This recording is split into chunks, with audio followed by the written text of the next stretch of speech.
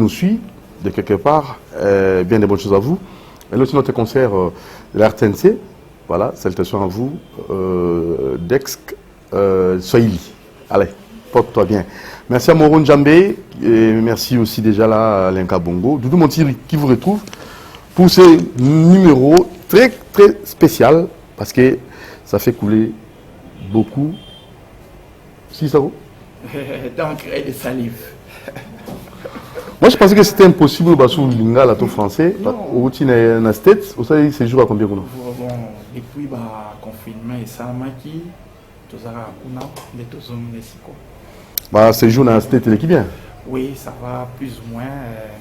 Oui, c'est difficile, dans la pandémie. Il ne faut pas oublier, il faut la masque. Il faut des mesures barrières, donc c'est pas vraiment facile. Hein. Mais aux gens, non, non, parce qu'avant de venir, dans Congo, il faut ça la test. Il y a Covid. Aux yeux vaccins vaccins, on les a pas belé. Non, en fait, on a un vaccin obligatoire. Les vaccins sont volontaires, ou les vaccins mais pour le moment, on a une donc tout ça bien. Donc, tout ça bien. Dieu merci. Dieu merci. Massikoti, le big dossier à Liboso, donc il y a tout le bela, les Kambo et les Kaki, Ramada et Sili, mon colon Mbutu. Et tout le monde qui pense à éclairer Bisso, ni ne pense les Kaki. Clairement. Et par après, tout le monde c'était dans l'actualité Moussoussou. Toké Malobombokayo. Mais quand on expliquer, Balandinoso, à monde entier. Merci Doudou Montiri, merci à l'équipe Mobimba Oro, Ouyaki, Koto, Moronzambe, merci. Au fait, ils ont passé, au monitorati noir, parce que tous en deuil, Bandego Bakoufi. Bakoufi Balobi vraiment ban amitié. Balobi to moni. Bon, nga personnellement dans un stade, mais autour qui n'a pas radio, n'a pas commentaire, pas tout. Monsieur Zoga soda Koufi. Tu as récupéré Soda Koufi, mais tu as récupéré Soda qui a été à la Mouki. Soda la Mouki. Soda la Mouki, Bozui, Bazui, Baché, Pune. Moi, ni ne bimi, boy. Moi, tu as un samba salagi, Zoa qui pinda. Pinet et les égalités. Les égalités. Donc, ils ont un début à moto, mais il peut ça qui pinda incendie. Dès que tu as une version. Soda la Mouki. Non, si nous faisons ça, vérifier. Il faut tout vérifier. Pour nga dans la sûreté, mais na yoki. Mais donc, le problème c'est passé à Waïza, problème moko, l'autorité en Mboka, il faut vraiment battre mis sous le problème. Parce que mon île est comme tout comme qu'on déplorer, blessé, tout comme qu'on déplorer, bana bungi, parents qui stade pour Sambela, mais les autres comme on a bana na bango, bazo se retrouver bana na basa souté, même qui bana qui nous Sambela bana bazate, qu'on a stade, tous les gens qui ont biso ba handicapé, oyo bakoka kotambola malungati. Si on a vague qui s'est passé, nyati ba misusu ba bungisi ba biloko et puis côté moko ba ngona biso ba soldat ba sali na mabe parce que ba benga ba bango po ba sali la ekolo ba benga ba bango pona kocha ordre ou ba benga police de proximité mais bango sur la ligue déclaration ya ba musulman belé ou ba kangaki bazolo ba toujours que ba ngona biso ba policier ba tchaki bango misapi na ba poche ah wana beaucoup bolubaka bongo en fait wana bolubaka ngo pourquoi respecter quand même la police Nabiso. Non. La police est responsable. Au fait, il y a un témoignage direct, il y a Moutou, il y a un portefeuille, il y a une carte, il y a une identité, il y a une carte. On va tout vérifier, hein, donc, à la source. Il y a une formation sûre. Donc, il y a un policier, il y a l'État parce que Moutou Moroté a forcé qu'il y a la police. Il y a une volonté là-bas. Il faut que ça soit convenable. Donc, qu'est-ce qu'il y a eu? Ramadan et Sili, trouble automoni. Et Zali Penzako, Pesabatumsou passe. Pesabatumsou Mawa, pour très souvent, l'affaire Ramadan, et là-bas, au bateau à Mézimate, tu es bandé Zalaka, Bomaran Tabat. Taba, Bobin a fait Batumsou à Libanda, et Baye. Voilà. Tout le monde est amité. Tout le monde est policier, Piné, Nicolas Moutounae. Tout le monde est Bolibaché, Zigisi Piné. Policier a zikité, yozolo ba ndio qui information à la Mouki. Tout le monde c'était dans le stade où c'était comment bosala rango dans le stade, yambalo stade dans Simbi et Simbi pesate pour nous. C'est justement, exemple à Liboso que ba musulman ba koti na stade kokota bazokota pona koya kosambela parce que babengisaki bango ezaki fin de Ramadan ndenge yo moko rappeler awa bango basalaka nini soki bakangi carême pendant 30 jours jour ya suka ya carême nde lobi nango bakoya se réunir bango nyonso tout basambeli ali bazongi ndako bafete donc carême esili bakomi kolia lokola biso toliaka na journée tout ça mais kokota bakoti na stade iloko baremarke à peu près 10 jeep ya bapolicier pour mbala liboso bamusulman baye na stade bamoni ezalaka te parce que pour bapolicier baye ebele ndenge wana kosala nini donc makambo ezalaki minene au départ ya baproblème na bango il faut que ba autorité ndenge na lobi awa bazongisa calme na communauté islamique parce que au début mutu azali ko gérer communauté islamique comme on est Ali Mwini o azali ko gérer na ba 2019 siko mandat na ye esilaki ezaka ba problème ba mandat na ye ya communauté islamique en tant que représentant légal à na Congo esilaki na débat kota ba 2019 fois siko ye olie akamata à organiser ba élection ndenge zalaka parce que y a zaki na possibilité à se représenter président mandat na Ali Bosso Ali Mwini azaki représentant légal de la communauté islamique et mandé sili à s'accrocher na pouvoir pour s'accrocher na pouvoir bande ko mususu musulman ba sepela kité ba ko trouver ba non mandat na o sili ne mandat na o sili faut que na ba élection il y a memi ba on na ba G pour na aou mais là gérer mbongo makambo ndenge wana ti et ko pesa désordre essayer le rôle à décan ba quand on va réclamer yé Ali Mwini à ça la élection pour pas pour na représenter Sika parce que déjà ba musulman ba ndako sepela na été moi mandat na e wa sala ki wana a gérer qui bien té selon bango parce qu'il y a eu des problèmes de détournement wana ngo ko tangote mais au lieu organiser succession na e yé moko en tant que candidat abandi ko mema ba musulman wana na communauté islamique gauche à droite titi makambo yo koma pa mokonzi ya mboka ayo wana tokomaki déjà na son excellence Félix Tshisekedi nde sikoyo ayoki ba bruit wana ke ba musulman baza na ba tension era yoki yango abengisi siko bango ayesi bango bino boluka a fixé na ba ministre na ba nani balukeli bango date ya élection ba contraindre Ali Mwini ba yesi ba bino il faut ça ces élections parce que et beaucoup continuer ndenge wana te ba tension ezali et beaucoup mema ba kufa ba kambe belebe gouvernement et sali médiation et pesi bango date ya élection jour élection et coquille pour cette élection et ça dit je pense le 13 janvier 2020 si je me trompe pas où l'état congolais a fixé qui bango na communauté islamique pour na baluka représenter Sika siko ba tubaye parce que ils alaka pour na représenter Sika ba uta Congo mobimba ils intégré 10 personnes mo uti soki matete to wapite Congo mobimba religion islamique ils a partout représenté partout alors ba tindi ba délégué ba na awa na Kinshasa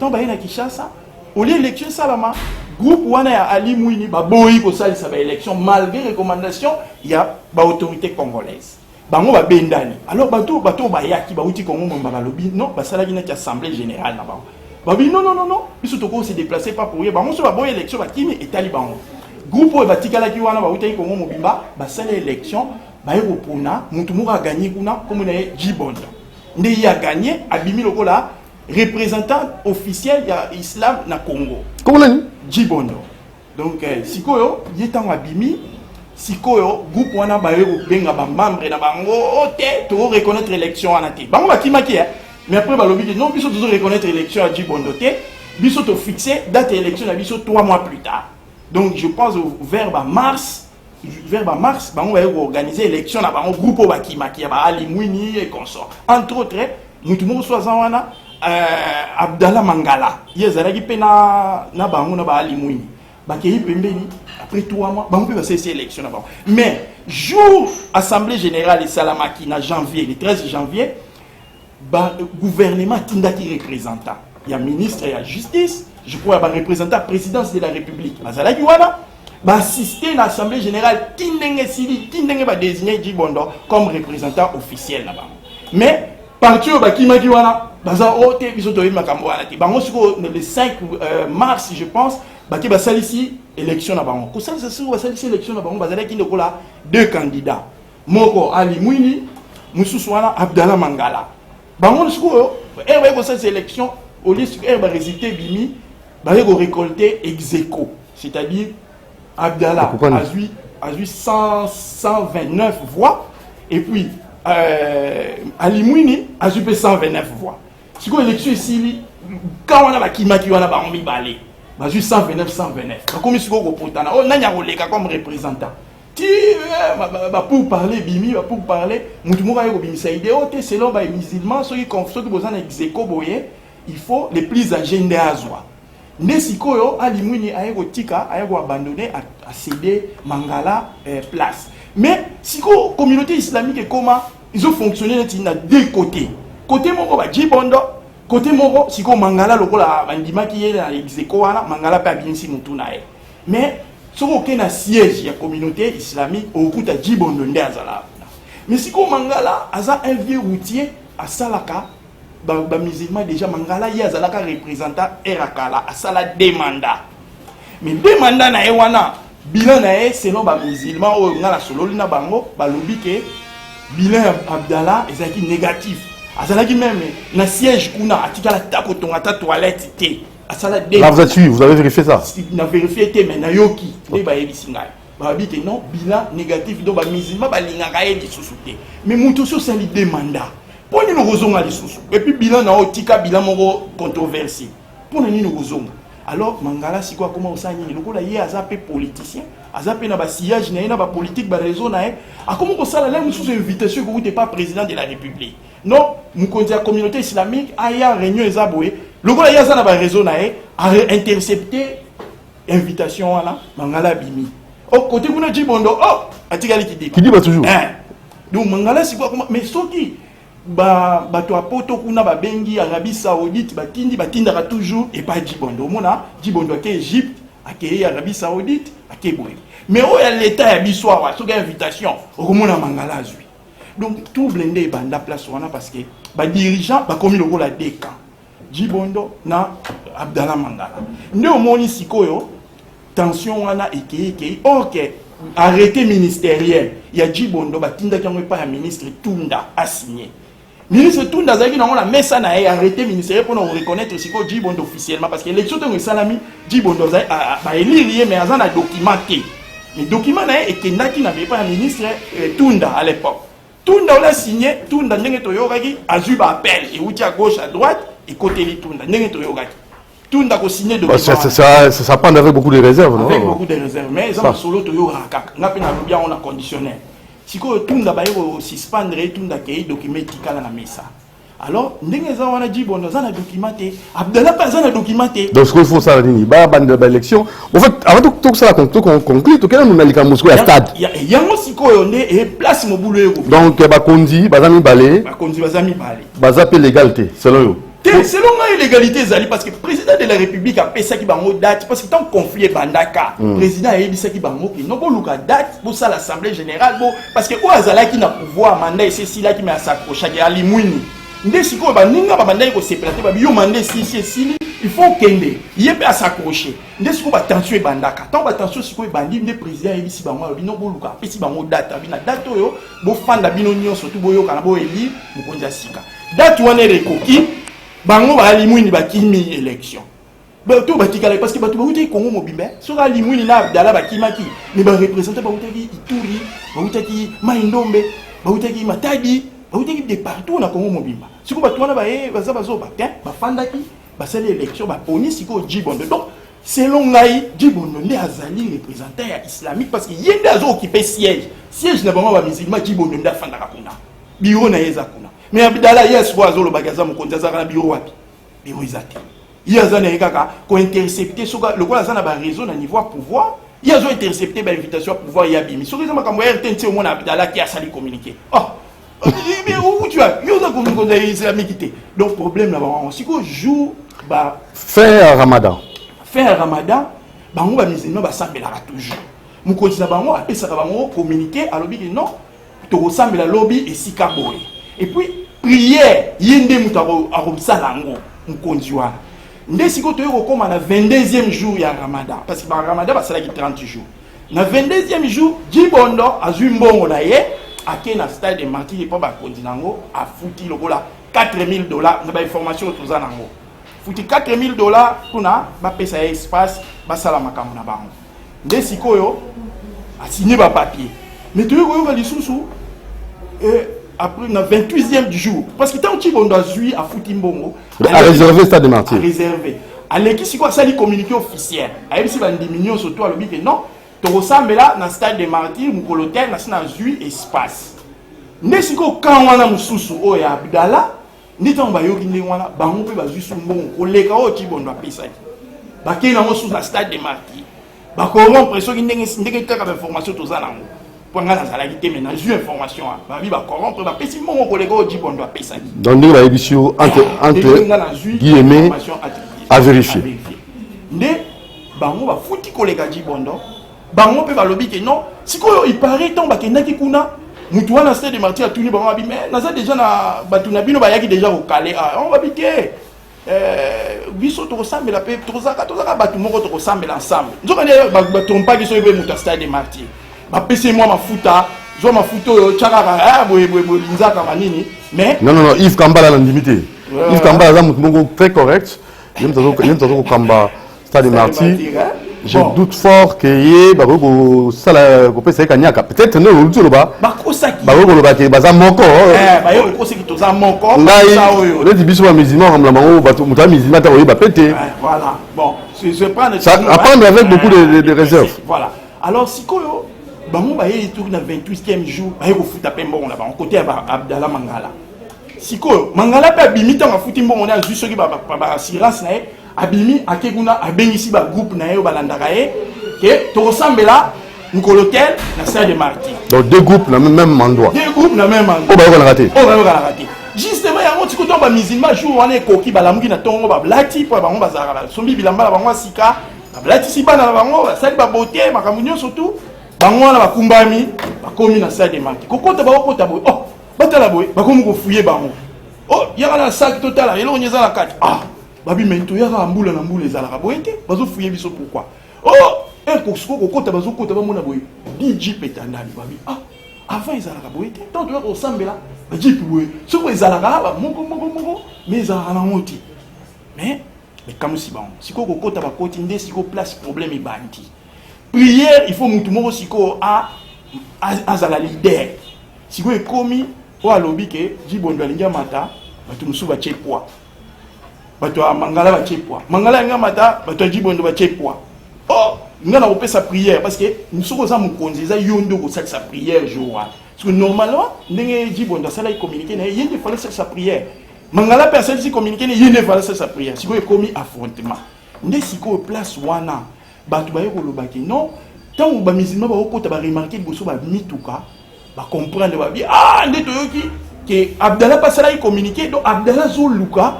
yenda asala leader ya prière donc Mangala biso to lingaka yesusu te parce que aza politicien Mangala bango babi biso to za besoin religieux to za besoin muto azo sambi o sambela o aza religieux to na besoin politicien wa te mais Mangala siko étiquette ne comment ya ba politicien ndesi ndelo zo yondo zo lebela to bango balbi bon ça vérifier au comment vérifier au comment parce que ngana to raconter histoire en tant que journaliste na yebi na ngelo ki masolo pa ba musulman na sali bomba investigation en tant que journaliste indépendant de recherche voilà na yebi ba biloko nyo surtout wana ndekele pour ça dossier à l'éloté ça dossier kala alors bon ndé ba musulman ba moni mituka ba yeko comprendre que non je wana eza biloko Mangala nda tindi ba soda kuna ba sécuriser parce que Mangala en fait ceux qui ont le solo Mangala se sentait en insécurité parce que le siège national le siège à Comico Mangala zala wanati mais Elia Zugoya Robima a sa prière il doit se sentir en insécurité donc yango amemaki mo ba soda na e pour na ba surveiller bras à la sécurité siko ko me kuna ya affrontement bandi batu mukonzi alega sambela susu alega sambela ale ba imam ba komi wana ko tindikama ale moko ba tindiki imam moko soki soda moko azalaki soda moko tindika ki imam ale bandi bimusu ba moni nde wana ngule bandi ndeti omoni to déplorer ba kawana ya ba blessé ba kawana ba arrestation ba kawana ya presque mort na éviter sur akufi toté mais ndeti to komi na ba niveau wana voilà alors procès zaki nango public on a procès ngo ouais okaki ne bakati procès na ba o ba ko kamba justice na biso ouais mais en fait procès wana Toyoka qui ba oui a bomba soi 4 policiers. Toyoka ba biloko wana. Makamino sur le bo. Toyoka ba masolo belé. Ngana yoka ngote. Yoka ngote. Kongo eza munene, est-ce que yo emi Kongo yoka masolo ni so Kongo? Nazo sur makambo ba musulman au kotira oui. Pourquoi ça là va? Et pour nous biso que procès wana bazo juger mbala moko boye sans pour ça la vraiment ba enquête makasi. Ba to ya mibeko. Non, mais ils ont bakangi batu bakufi. Il faut ça l'enquête bien. Basambagi mu colonie, bakanga basambagi c'est mu colonie.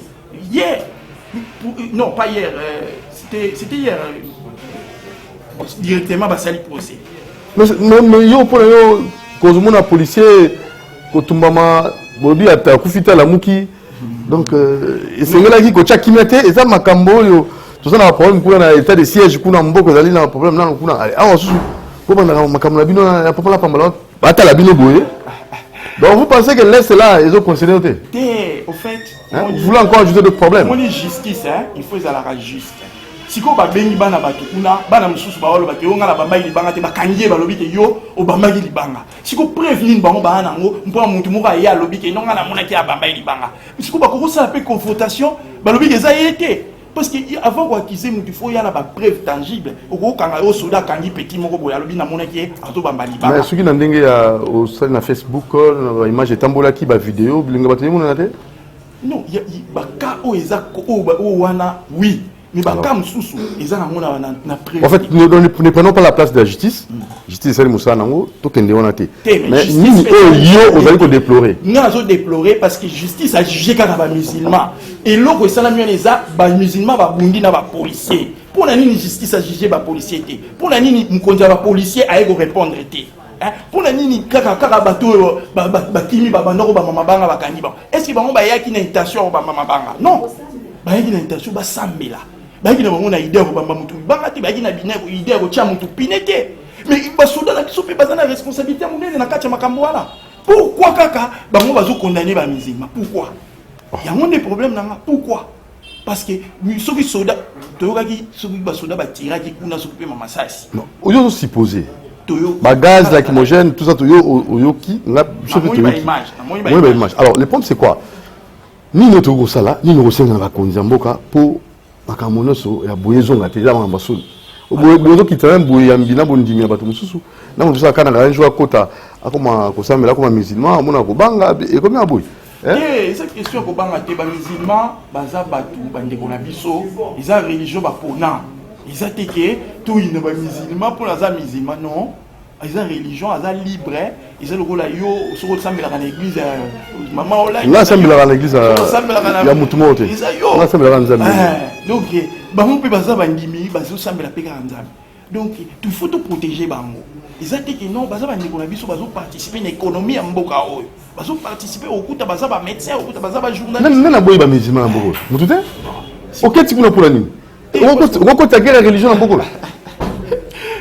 baza bandeko na biso parce que bato ebele baza ba tolingi bango tolingi sikoyo nini yo proposer pour lobby makambo boyezo nga souté parce que otaki ko banda na introduction maintenant nous na conclusion ben l'élément introductif tout le monde a une conclusion maintenant comment conclure il y a deux chefs au bako inga ko welana alors ceux qui batiki on kaka boy et ko zonga so na ndenge souté il faut kaka l'état acha ordre parce que communauté bazo wela na ba trouble les alliés l'état il faut tia médiation l'état il faut pona abechole poni ata abechole atindi na communauté islamique asala médiation bayokana eloko nini balingi amoni camp séparément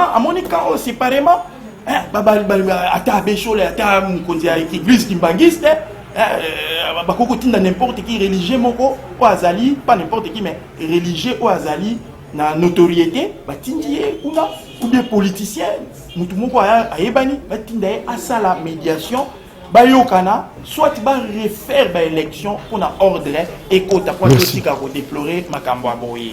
Alors merci beaucoup na moni maman Yasmine ala ndibiso akomela biso mokolo wana pour tout le sujet oyo to kosuki sana likambo moko les actualités likambo ya matata ponyo na bito landaki ndenge Sénat et boyi ko longola immunité na ye na demande ya en fait ndenge ba komelaki Sénat a réagi alingi procureur après à cour de cassation après au Sénat et non pas le contraire. On a évité un mot par rapport à cela. Immunité et quand on bloqué justice ça mosala ceux qui montent moibi ceux qui montent pas ça mala monter ceux qui montent détourner donc immunité bomba va toi détourner va bien en boka na biso selon yo. Bon au moins les lots va te belé parce que Georges Kapiamba a commis à l'objet ici un moyen ba me galant les locaux na Sénat ba ça les locaux na Parlement immunité et comme le côté zo bomba bateau bazali ko ça ba piller na ba détourner na kata mboka na biso. Mais ezali déjà stratégie basi ba tiango banda kala bango ba yebike mingi baza na Sénat mingi baza wana bayaki kaka pona kozwa immunité mingi baza pe na Assemblée nationale bayaka wana kaka pona kozwa immunité parce que bayebike to géraki sikoyo peut-être groupe asike koti biso to gozala yelele alors yebela zala na moi immunité et sauver yo bon yé azaki premier ministre donc akokolo bateke yé matata ponyo akokolo bateke nyoso to ezalaki pembe donc lelo soki batu bazana ba accusation contre lui et cause à la fonder mais c'est à lui de se défendre akoki ma justice té akoki na sima ba immunité té pona kolobaki non immunité zo couvrir té ya yo zo ba justice té ah soit zo banga justice mais asinga bamba collègue na ba lever immunité aya na justice ba sambisa ba tala soki réellement azama boko pembe to azana ba tâche c'est ça le problème parce que kokende na eu à gérer ba millions de dollars asali mbambula boni na primature donc akoko za na planté les mususu yete mais ba collègue na pe ba sala ki ba vantir ye mutachaki ba alors ye mutako assumer ye mutako la kisabiso que non na niveau nini ba sala ki mobulu ezalaki. Alors, ceux qui vraiment azana bolingo mboka oyo, il faut collaborer dans la justice pour na combo na épée et tikala bien, combo na épée et circuler bien. Parlons de l'état du siège. N'ezo kende, au monde le bateau sous soutien à FARDC, au monde la proposition de l'ébélé $1 pour nous soutenir ba soda na biso wa kobunda impulsion na ndenge ezali ko la kisama ndenge bato tout ba mobiliser yo zo mona ndenge ni. C'est quand même déjà, ils signent déjà victoire. Bon, mon soutien à FARDC, ils ont bien, mais soutien wana, ils ont temporaire. Soldats en a besoin, situation n'a échangé. Soldats en a besoin, vie n'a échangé. Amon a ban n'a pas besoin d'en avec cola. Donc, il peut avoir son bataille, ma chemise à propre, mais surtout soutenir bango pour une opération wana, il y a Ituri, il y a Nord Kivu. Tout soutenir, pendant 6 mois. On a payé 6 000 francs, on a payé 5 000. Même plus. Donc, mais après, soldat Rouliani. Donc il faut une réforme. Il faut une réforme, absolument. Il faut une réforme parce que le pays n'a pas besoin de tout ça, la richesse, c'est non exploité. Banguna, Barosala toujours, na baboul, baya roibaka. Alors, ceux qui ont sali opération, les autres soutenir Bango. D'accord, pour remporter victoire, mais l'objet banguna ba royal sous parce que soldat pas occupé na été parce qu'il y a besoin de malamté soit redéfendre mbokandenge. Il faut absolument réforme et que les musika et za la biloko temporaire ya 1000 francs et que les musika. Merci Masikoti, à la prochaine occasion de Big. Merci. Toujours ici aux ala pona grandes affiches pour l'actualité et surtout aux ali na bosenga ya banaliste Bosenga ya bato balingi ko pesa ya bon makanisi. Doudou Montir vous remercie, abonnez-vous massivement à la chaîne YouTube Nabino. Merci beaucoup na Moron Jambe na Alain Kabongo, à la prochaine occasion. Merci beaucoup. Allez.